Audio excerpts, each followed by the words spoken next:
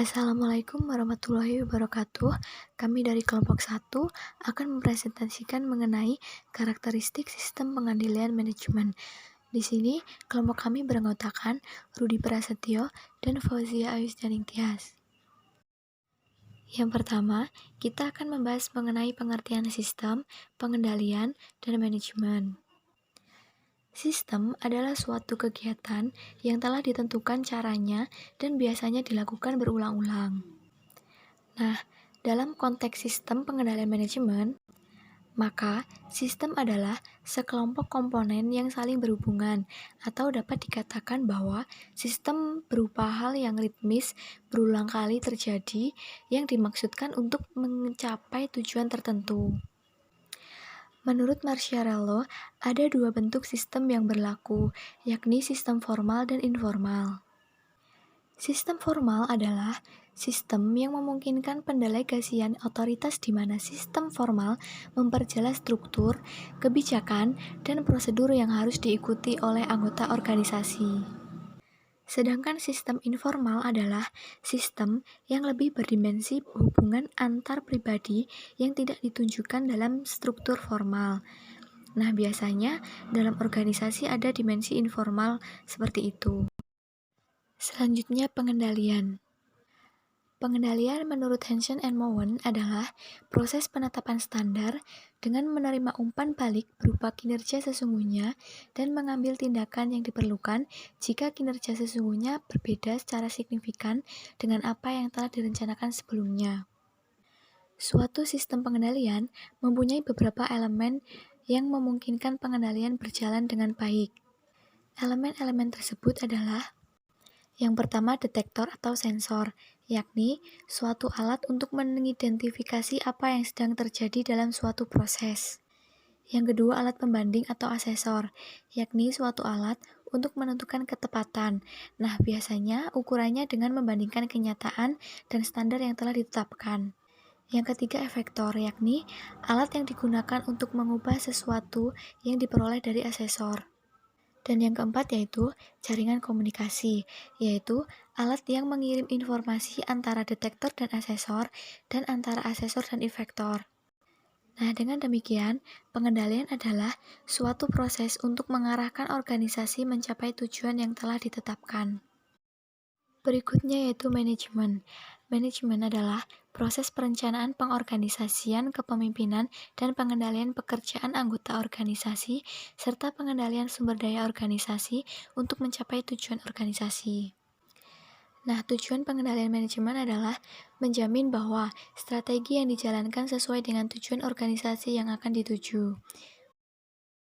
Berikutnya mengenai konsep sistem pengendalian manajemen.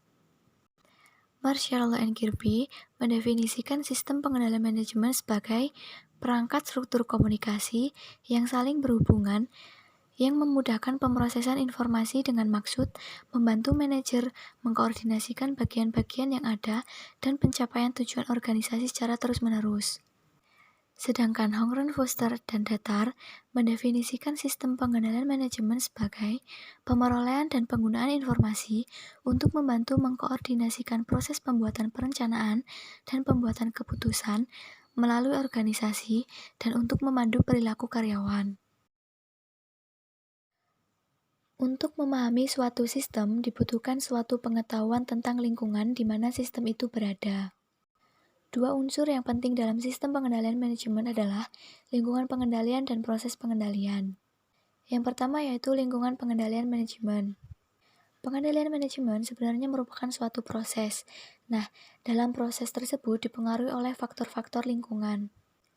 Berikut ini diuraikan faktor lingkungan yang berpengaruh terhadap pengendalian manajemen, yaitu meliputi yang pertama ada perilaku organisasi. Nah, perilaku anggota dalam organisasi ini berpengaruh terhadap pencapaian tujuan organisasi, sehingga kemampuan manajer dalam memotivasi, mempengaruhi, mengarahkan, dan berkomunikasi dengan para bawahannya ini akan menentukan efektivitas manajer. Dan yang kedua yaitu pusat pertanggungjawaban. Suatu organisasi dibagi menjadi bagian-bagian yang disebut pusat pertanggungjawaban, yakni suatu unit yang membawahi suatu tugas tertentu. Secara garis besar, pusat pertanggungjawaban ini dibedakan menjadi yang pertama pusat biaya. Nah, pusat biaya adalah pusat pertanggungjawaban di mana input atau biaya diukur dalam unit moneter, namun outputnya tidak diukur dalam unit moneter. Yang kedua, pusat pendapatan. Nah, pusat pendapatan merupakan pusat pertanggungjawaban di mana outputnya diukur dalam unit moneter, tetapi tidak dihubungkan dengan inputnya. Yang ketiga adalah pusat laba. Nah, apabila suatu prestasi keuangan pusat pertanggungjawaban diukur dengan dasar laba, yaitu selisih antara pendapatan dan biaya, maka pusat pertanggungjawaban tersebut disebut pusat laba. Dan yang terakhir adalah pusat investasi. Dalam suatu unit usaha, fokus atau laba diperoleh dari perbedaan antara pendapatan dan biaya yang terjadi pada suatu pusat laba. Dengan demikian, pusat investasi adalah suatu pusat pertanggungjawaban yang prestasi manajernya diukur atas dasar perbandingan antara laba dan investasi yang digunakan. Berikutnya mengenai proses pengendalian manajemen. Suatu proses pengendalian manajemen terutama berkaitan dengan perilaku. Nah, proses ini melibatkan interaksi antar manajer dan manajer dengan bawahannya. Proses pengendalian manajemen formal ini meliputi berbagai kegiatan. Yang pertama, perencanaan strategi. Perencanaan strategi adalah proses memutuskan program-program utama yang akan dilakukan sesuatu organisasi dalam rangka implementasi strategi dan menaksir jumlah sumber daya yang akan dialokasikan untuk tiap-tiap program jangka panjang beberapa tahun yang akan datang. Yang kedua, penyusunan anggaran. Penyusunan anggaran adalah proses pengoperasionalan rencana dalam bentuk pengkuantifikasikan biasanya dalam unit moneter untuk kurun waktu tertentu. Nah, hasil dari penyusunan anggaran ini adalah anggaran. Nah, anggaran ini menggambarkan biaya-biaya yang dikeluarkan oleh setiap manajer yang bertanggung jawab terhadap sebuah program atau bagian dari program. Yang ketiga, pelaksanaan. Selama tahun anggaran, manajer melakukan program atau bagian dari program yang menjadi tanggung jawabnya. Nah, laporan yang dibuat hendaknya menunjukkan dapat menyediakan informasi tentang program dan pusat pertanggungjawaban. Nah, laporan pusat pertanggungjawaban juga harus menunjukkan informasi tentang anggaran dan realisasinya, baik itu informasi untuk mengukur kinerja keuangan maupun non-keuangan, informasi internal maupun informasi eksternal. Yang terakhir adalah evaluasi kinerja. Nah, kegiatan terakhir dari proses pengendalian manajemen adalah menilai kinerja manajer pusat pertanggungjawaban. Prestasi kerja pada intinya bisa dilihat dari efisien dan efektif tidaknya suatu pusat pertanggungjawaban dalam menjalankan tugas yang menjadi tanggung jawabnya. Perbedaan perumusan strategi dan pengendalian manajemen yaitu perumusan strategi adalah proses untuk menetapkan suatu strategi baru, sementara pengendalian manajemen adalah proses memutuskan bagaimana menerapkan strategi tersebut. Berikutnya pengendalian tugas. Pengendalian tugas adalah proses yang menjamin bahwa tugas yang telah ditentukan dikerjakan secara efisien dan efektif. Pengendalian tugas cenderung ke kegiatan operasional. Nah, perbedaan antara pengendalian tugas dan pengendalian manajemen yaitu yang pertama, pengendalian tugas lebih merupakan sesuatu yang saintifik, sementara pengendalian manajemen tidak demikian. Yang kedua, dalam pengendalian manajemen, manajer berinteraksi dengan manajer lainnya, sementara dalam pengendalian tugas, interaksi karyawan dengan orang lain relatif kecil. Yang ketiga, dalam pengendalian manajemen, fokusnya adalah pada suatu unit organisasi, sementara dalam pengendalian tugas adalah suatu bagian tugas dari suatu unit organisasi. Dan yang terakhir adalah pengendalian manajemen berhubungan dengan seluruh kegiatan perusahaan dan manajer memutuskan apa yang harus dilakukan. Sedangkan pengendalian tugas berhubungan dengan suatu tugas dan hanya sedikit diperlukan pertimbangan atas apa yang dilakukan. Oke, selanjutnya saya akan menjelaskan tentang hubungan pengendalian manajemen. Nah, yang pertama, itu ada hubungan pengendalian manajemen dengan akuntansi manajemen. Nah, seperti yang sudah kita ketahui bersama bahwa ada dua jenis tipe akuntansi, yaitu akuntansi keuangan dan akuntansi manajemen. Nah, kalau akuntansi keuangan itu berhubungan dengan pelaporan keuangan untuk pemegang saham, analisis investasi atau pihak lain, di mana diatur oleh prinsip akuntansi yang lazim pada suatu negara tertentu. Sedangkan akuntansi manajemen itu berhubungan dengan informasi yang dibutuhkan oleh manajemen atau pihak lain dalam satu organisasi. Nah, akuntansi manajemen itu mempunyai 3 sub lagi. Yang pertama yaitu ada full cost accounting, lalu yang kedua ada differential accounting, dan yang terakhir itu ada pengendalian manajemen. Nah, ketiga bidang ini diatur oleh prinsip yang berbeda, namun sistem akuntansi yang digunakan pada prinsipnya itu sama. Banyak informasi yang bisa dijadikan satu bentuk tunggal dan digunakan untuk satu dari tiga bidang di atas. Nah, lalu yang kedua itu ada hubungan pengendalian manajemen dengan perencanaan dan pengendalian. Sebagian orang dalam organisasi itu melakukan perencanaan dan sebagian lagi dalam bidang pengendalian. Kedua hal ini saling berkait. Nah, kebanyakan manajer itu melakukan pengendalian, namun sifat dari pengendalian itu sendiri berbeda dalam penerapannya untuk penerapan strategi, pengendalian manajemen, dan pengendalian tugas. Oleh karena itu, perencanaan dan pengendalian tidak merupakan kegiatan terpisah tapi saling berkait satu sama lainnya. Dan yang ketiga yaitu hubungan pengendalian manajemen dengan internal auditing. Nah, pengendalian manajemen adalah aktivitas yang dilakukan oleh manajer, sedangkan internal auditing adalah kegiatan staf yang dimaksudkan untuk menjamin keakuratan informasi sesuai dengan aturan, kesalahan yang minimum terhadap pelaporan aset, dan menjamin pelaksanaan tugas secara efisien dan efektif. Lalu slide yang selanjutnya masih berhubungan dengan yang sebelumnya. Yang keempat yaitu hubungan pengendalian manajemen dengan desain organisasi dan sistem informasi akuntansi. Bisnis modern merupakan kesatuan kompleks yang terdiri dari berbagai unsur. Daya tahan dan kelangsungan hidupnya tergantung pada kemampuannya untuk menyesuaikan diri dengan lingkungannya, baik itu pelanggan, pemasok, karyawan, perbankan, dan pemerintah. Bisnis modern juga telah melewati batas negara yang dengan sendirinya karyawannya terdiri dari berbagai jenis karakter. Pasar produknya pun tidak lagi terbatas pada pasar lokal saja, tapi sudah menjadi pasar global.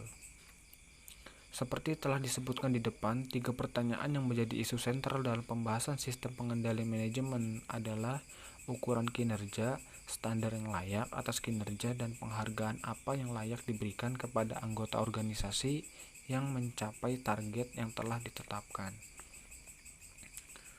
Lalu yang kelima yaitu pendekatan kontingensi. Dasar dari pendekatan kontingensi ini adalah tidak adanya jawaban terbaik yang berlaku terhadap semua masalah yang muncul. Dengan kata lain, sistem pengendalian manajemen perlu disesuaikan dengan kebutuhan dan keadaan di dalam organisasi itu sendiri. Selanjutnya yaitu teori kontingensi desain organisasi. Satu cara yang paling sering digunakan dalam pengendalian kegiatan organisasi adalah dengan menstrukturisasi kegiatan organisasi tersebut dengan memberi otoritas dan pertanggungjawaban untuk berbagai tugas bagi manajer yang ada dan kelompok pegawai. Walaupun struktur organisasi merupakan mekanisme yang bisa menjamin tugas yang dibebankan dapat dilaksanakan, namun kesulitan yang biasanya muncul adalah perhatian manajer yang hanya terfokus pada bagiannya saja, dan akibatnya adalah pengabaian terhadap tugas-tugas yang sebenarnya memerlukan koordinasi dengan bagian lain. Manajer pusat pertanggungjawaban bisa diberi target yang jelas tentang rentang tugasnya dan bertanggung jawab atas segala aspek pertanggungjawabannya. Penelitian empiris menyarankan bahwa manajer diminta bertanggung jawab atas tugas yang tidak terbatas hanya pada bagiannya, di mana mereka bisa melakukan pengendalian lebih baik. Banyak prosedur akuntansi, seperti harga transfer, harus telah ditentukan sebelumnya agar tercegah adanya friksi, sehingga ukuran tingkat keuntungan seluruh bagian bisa diukur, tidak hanya bagian tertentu saja yang menikmati harga transfer. Dengan demikian, aspek utama dari struktur organisasi formal adalah segmentasi kegiatan ke bagian-bagian yang bisa ditangani oleh manajer perorangan. Proses ini dikenal dengan nama diferensiasi yang berkaitan dengan kecenderungan subunit organisasi mengembangkan cara mereka sendiri untuk menghasilkan produk atau jasa sesuai dengan tugas spesifik. Proses pelengkap berupa integrasi diperlukan untuk mengkoordinasikan kegiatan subunit yang berbeda, dan dalam hal ini, sistem akuntansi manajemen memainkan peran yang penting dalam proses tersebut. Pendekatan dalam memandang desain struktur formal organisasi telah diformalisasikan dengan pendekatan teori kontingensi. Nah, teori kontingensi struktur organisasi ini dapat dilacak dari temuan-temuan awal seperti Burns and Stalker pada tahun 1961, Woodward pada tahun 1958, yang disempurnakan kembali oleh Thomson pada tahun 1967. Penelitian yang pernah dilakukan ini dimaksudkan untuk mencari berbagai variabel kontingensi yang diyakini memiliki pengaruh penting tentang bagaimana suatu organisasi harus membuat struktur organisasinya. Variabel-variabel kontingensi yang berpengaruh adalah ukuran organisasi, teknologi produksi, dan berbagai aspek lingkungan eksternal seperti persaingan dan ketidakpastian intern, dan juga aspek teknologi internal. Namun studi yang pernah dilakukan ini gagal menunjukkan hubungan yang konsisten dan kuat antar konteks, struktur, dan kinerja organisasi. Alasan yang disebutkan adalah kurang lengkapnya model yang digunakan dalam struktur organisasi. Namun teori kontingensi ini diperlukan dalam merancang sistem pengendalian. Hal ini disebabkan karena struktur itu sendiri merupakan mekanisme pengendalian yang penting, dan struktur itu sendiri merupakan mekanisme awal dari akuntansi manajemen. Lalu yang selanjutnya ada 4 mekanisme, yaitu yang pertama teori kontingensi akuntansi manajemen. Nah, teori kontingensi akuntansi manajemen ini menunjukkan suatu upaya dalam penentuan sistem pengendalian yang paling memungkinkan atas seperangkat keadaan yang ada pada suatu organisasi. Pada prinsipnya, ide ini tidaklah baru, karena akuntansi manajemen praktis selalu mencoba mengadaptasi sistem yang baru. Beberapa variabel yang perlu dipertimbangkan adalah yang pertama lingkungan, lalu teknologi, ukuran organisasi, dan strategi. Lalu yang kedua adalah ukuran dan penghargaan kinerja. Dalam membentuk ukuran kinerja, maka beberapa indikator kinerja yang perlu diperhatikan adalah yang pertama yaitu tujuan organisasional adalah kompleks dan tidak bisa dikurangi dengan mudah menjadi satu-satunya ukuran yang tidak terintegrasi bagi kinerja keseluruhan, walaupun tingkat keuntungan sering digunakan sebagai salah satu tujuan organisasi. Lalu yang kedua, jika ukuran kinerja bertingkat digunakan, beberapa hal tentang kebutuhan pengurutan atau kepentingan harus dikomunikasikan. Lalu yang ketiga, beberapa tugas perlu kerjasama antar manajer, misalnya sistem harga transfer, dan masih banyak lagi indikator yang perlu diperhatikan. Lalu yang selanjutnya adalah yang ketiga, penggunaan informasi dalam penghargaan kinerja. Pengaruh yang paling tampak dalam penggunaan informasi akuntansi bagi perilaku manajerial terjadi pada saat penggunaan evaluasi kinerja. Jika manajer meyakini bahwa kinerjanya akan dievaluasi berdasarkan informasi akuntansi, maka ia akan berusaha untuk mempengaruhi informasi tersebut sehingga kelihatan menguntungkan manajer tersebut. Perilaku ini bisa mengganggu kegiatan organisasi secara keseluruhan. Penggunaan informasi akuntansi yang tidak tepat dalam pengukuran kinerja sering menghasilkan perilaku yang tidak baik dan bisa berakibat negatif. Kesulitan dalam penentuan dan penghargaan perilaku manajerial yang layak mengakibatkan perlunya monitoring dan penghargaan atas kerja. Ukuran yang paling sering digunakan dalam pengukuran kinerja melibatkan ukuran-ukuran akuntansi dan menggunakan anggaran sebagai standar terhadap kinerja yang dihasilkan. Kinerja anggaran bisa dimanipulasi untuk memberi kesan kinerja yang memuaskan, walaupun target yang ditetapkan tidak tercapai. Satu contoh manipulasi yang dilakukan adalah pada anggaran perbaikan dan pemeliharaan. Biasanya perusahaan sulit mengendalikan karena anggaran yang ditetapkan biasanya fleksibel. Lalu yang terakhir adalah gaya penggunaan informasi akuntansi. Dalam hal anggaran ada perbedaan antara anggaran yang statis dan fleksibel. Anggaran statis melibatkan manajer senior yang mengawasi bawahannya secara ketat dalam memenuhi anggaran biayanya. Setiap selisih dianggap tidak layak. Sebaliknya, dengan anggaran fleksibel masih mempertimbangkan kelayakan pencapaian anggaran, namun manajer senior hendaknya diberi penjelasan yang masuk akal atas kelebihan pengeluaran. Jika informasi akuntansi tidak merupakan indikator yang sempurna atas kinerja sesungguhnya anggota organisasi, maka penggunaan gaya statis tidak layak dan membawa ke tingkat stres yang tinggi. Konsekuensinya bisa timbul perilaku negatif seperti manipulasi data akuntansi. Anggaran fleksibel, jika dikaitkan dengan hal di atas, tampaknya lebih layak digunakan. Baiklah teman-teman, terima kasih atas waktu yang telah diberikan. Terima kasih atas perhatiannya. Silakan kalau ada yang ingin ditanyakan di grup. Kurang lebihnya dari kami mohon maaf. Wabillahi taufiq walhidayah. Wassalamualaikum warahmatullahi wabarakatuh.